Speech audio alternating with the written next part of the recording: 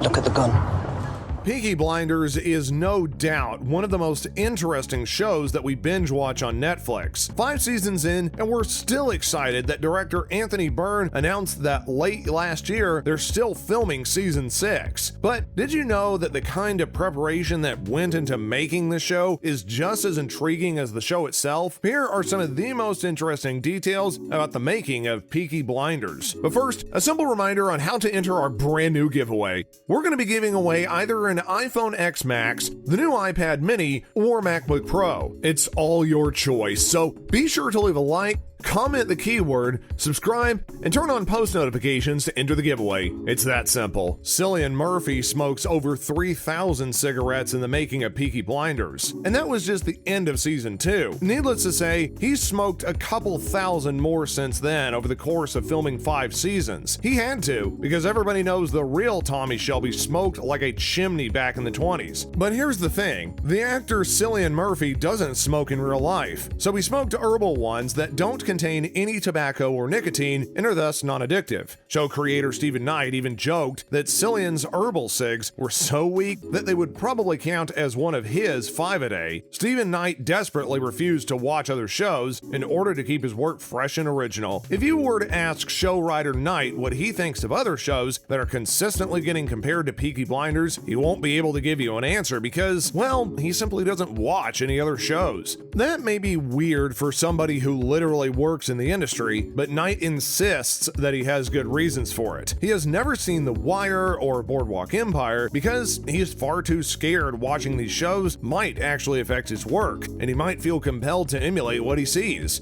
Okay, that makes sense. Stephen Knight doesn't like romanticizing violence. Right up there with Game of Thrones and The Walking Dead stands Peaky Blinders as some of the most violent shows to make it to TV. But Stephen Knight says that he makes it a point not to glorify or glamorize violence. He has truly gone out of his way to depict violence in the show in a realistic yet dark way by always showing the repercussions of violent acts. For instance, the way fire always seems to follow Tommy is a deliberate reference to hell. The show is literally telling us that Tommy's career as a criminal would inevitably earn him a place in the fiery torture chambers of hell. The show is based on a story Steven's father told him. No matter how hard Steven tries not to romanticize the show, it's pretty hard for him because, well, the show is practically based on his childhood bedtime stories. Knight has said in the past that his ancestors were literally part of the Peaky Blinders. He states that when he was just 8 or 9 years old, his dad gave him a message on a piece of paper that said, "Go and deliver this to your uncles." His uncles were literally called Sheldons and not Shelbys, though. Now you know how the characters came to be so richly detailed and how their stories are so immensely told, and also why he can't help but romanticize the events of it sometimes. The late David Bowie was a huge fan of the show. Peaky Blinders is a show that attracts a lot of famous fans, including David Bowie, at least before his untimely passing. Rumor has it that he even sent Cillian Murphy a selfie when he wore a cap with razor blades sewn into them. It's unfortunate that he will never get to see the end of the show or hear his own songs being used in the soundtrack. He did sign off on lending his music to the show, so there is that. Most of the show was filmed in Liverpool. The events explored in Peaky Blinders were set in Birmingham, but only a small fraction of the show was actually shot in Birmingham. Some of it was filmed in Manchester, Bradford, and Leeds, but most of it was actually done in the Liverpool area. In fact, so much of the show was shot in Liverpool that there's now a bus tour that's called the Peaky Locations Tour. It takes guests and enthusiasts around all of the locations that the producers have used in the city. Jason Statham could have played an all too important role in the show. Could you imagine Jason Statham playing the key role of Thomas Shelby? Probably not now that you've associated that character with Cillian Murphy, but apparently, Stephen Knight once considered Statham for the role. Early in the casting process, Knight met both Statham and Murphy in Los Angeles to discuss the role. In fact, Knight went to Statham at first because he was impressed with the latter's imposing prowess, but Murphy reportedly fought tooth and nail for the role, even texting Knight a reminder saying, quote, "Remember, I'm an actor." This level of confidence and conviction ultimately convinced the showrunner to reconsider his casting, and the rest was history. Liam Neeson played a very important role in Peaky Blinders. Don't freak out, he didn't actually appear on the screen, so don't beat yourself up for missing him. Liam Neeson, along with James Nesbitt, actually played supporting production roles by helping Sam Neill prepare for his role in the show. Neill was born in Northern Ireland, but he actually grew up in New Zealand, so when he was cast as Campbell, he had to learn how to do an Irish accent. Enter Nesbitt and Nielsen, actual Irish actors, to coach him into having the perfect accent. In the end, Sam Neill mastered the Irish accent, but his effort and most of Liam Neeson's work turned out to be in vain, as the actor was eventually asked to tone down the accent because the show would be marketed to American audiences. Ozzy Osbourne also helped somebody prepare for her role in Peaky Blinders. Helen McCrory had a highly important role to play as Polly, Tommy's aunt, who actually ran the gang and managed its operations. Helen needed to nail the Brummie accent, so she watched hundreds of clips of Ozzy Osbourne speaking to reporters and talk show hosts in interviews. She also watched clips of Osbourne's concert just to listen to how he talked in between songs. So, just like Liam Neeson, the Black Sabbath frontman did play a huge role in the show by helping a cast member perfect her accent. It's highly unlikely that the real Peaky Blinders carried blades on them. The entire premise of the show, including the name of the gang, is based on the idea that members of the Peaky Blinders gang actually sewed razor blades into their caps in order to blind people when they headbutted them. However, during the 90s, razor blades were considered luxury items, so it was unlikely that the actual Peaky Blinders were able to afford them. The misconception actually comes from a John Douglas novel called A Walk Down Summer Lane. The Weinstein Company logo was struck out of the show's credits. The people behind Peaky Blinders were among the first to respond to the Me Too movement. After news about the allegations against Harvey Weinstein broke, the producers literally removed the Weinstein Company logo from their credits. If you were wondering why that logo was in the credits to begin with, know that the Weinstein Company had previously halted the distribution of the show, which, to be fair, is responsible for much of its early success. There's a couple of glaring inconsistencies in the show. First off, in the first episode of season 4, Thomas Shelby mentioned something about leaving some food and drink out for Santa and his reindeer. If you recall, this show was supposed to take place in the 1920s, so why would that be important exactly? Well, Rudolph didn't make his first appearance until 1939, and Santa is known exclusively as Father Christmas in the UK during that time. It wasn't until the 1990s that the influence of US mainstream media popularized the name Santa for younger generations. Another inconsistency appeared in episode number 1.6. The full name of Cillian Murphy's character is Thomas Michael Shelby, but in that episode, the letterhead on his company stationery shows his name incorrectly as Mr. Thomas J. Shelby. Then again, we never know if this detail will be explained in future seasons. Here's another thing as well. All throughout the show, Tommy is seen smoking filtered cigarettes. Those things didn't exist until 1954. At the time, almost all cigarettes were unfiltered, which is why scientific reports and advertisements at the time showed just how dangerous cigarette smoking can be. Of course, there is also the matter of seemingly inconsistent and inaccurate accents, which critics of the show love to point out. However, the cast and crew insist that the accents were actually historically accurate. For one, the 1920s dialect for Birmingham, England was said to be slightly different. Despite this, many viewers from the UK believe the accents were simply watered down so that audiences in the UK wouldn't be turned off by the thick accents. Peaky Blinders is basically anti-Downton Abbey. Just like Peaky Blinders, Downton Abbey is a classic British drama series. However, Downton geared its focus more towards the daily lives of aristocrats and their servants. In almost every way, Peaky Blinders is far more intense. Even though they practically explore the same lifestyle set in the same place, the two shows are far removed from each other. Apparently, that's exactly what Peaky Blinders was going for. In the opinion of producer Laurie Borg, Downton is probably the dullest television show ever, so they wanted to create something that could be its complete opposite. We already know how it all ends. We'll probably get at least 2 or 3 more seasons of Peaky Blinders, but its creators have actually given away the ending, and we mean a long time ago. Knight sees Peaky Blinders as a sort of family between two wars, which means he plans to end the series on Birmingham's first air raid siren signaling the start of the Second World War. Historically speaking, that took place on June 25th, 1940, which means there is still a lot of ground that we have to cover before putting the series to bed once and for all. Thank you for watching, guys, and we'll see you in the next one.